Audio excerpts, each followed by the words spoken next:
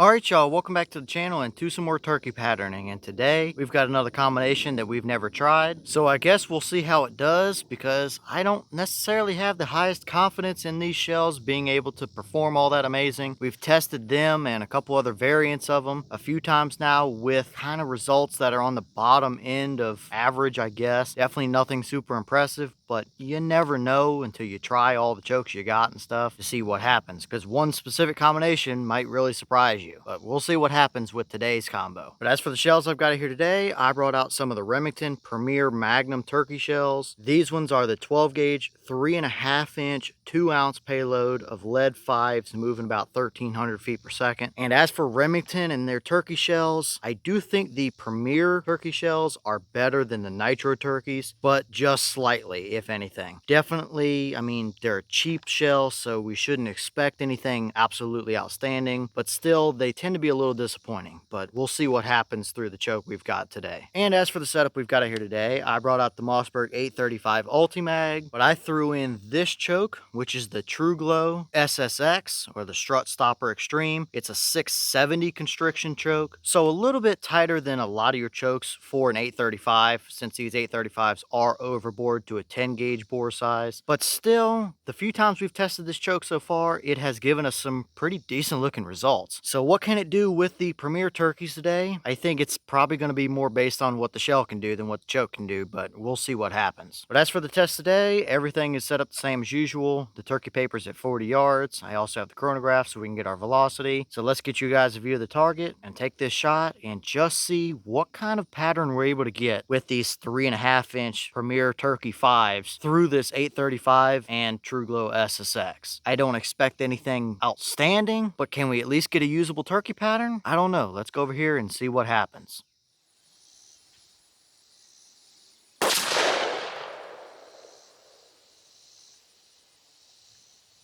Okay, so that shell gave us 1204 through the chrono. I do apologize that the battery light is blinking. I need to put a new one in there. But the box claimed 1300, so we are a little bit below that. Now, it's been so long since we've shot any of these shells, I honestly can't remember if that's normal for what we've seen or not, but it is still below their claim one way or the other. But for a load of lead 5s, I think 1204 is perfectly fine for a velocity. Either way, what kind of a pattern did we actually get out of them? Let's go down and check it out and see what we got.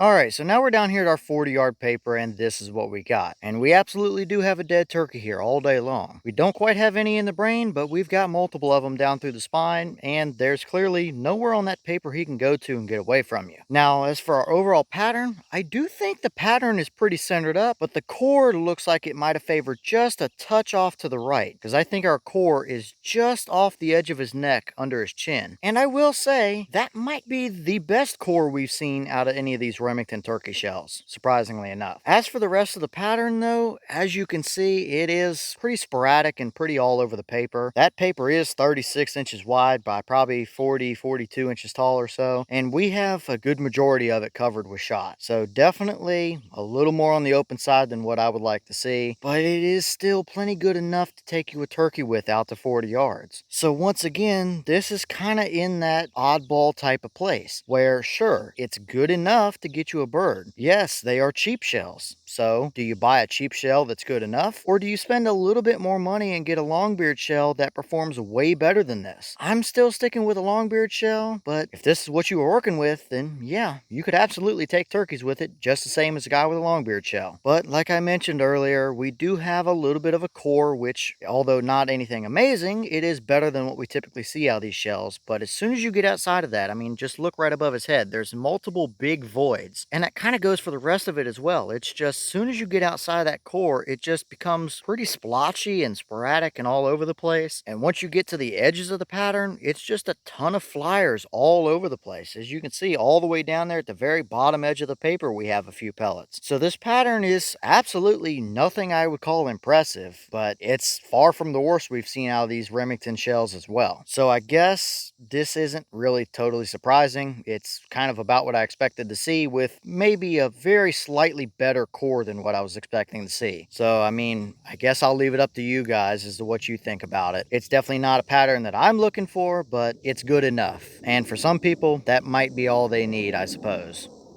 Okay, and here's the wad from that shell, and as you can see, it is your pretty typical Remington wad. Nothing too fancy about it. It is a little bit beat up and banged up, plenty of little pinholes and stuff through here, but that is a ported Truglo choke, so this is not at all surprising. It is pretty common for us to see this through that choke and through others like it, but there's nothing stuck down in there, and there's no major tears or faults with the wad to where I think it would have played with our pattern too much. So for what it is, I think it did about as good as what it could have done. Definitely not pretty looking, definitely not fancy looking, but I guess you can say that's kind of the whole deal with these Remington shells. Not pretty, not amazing, but they did well enough, I suppose.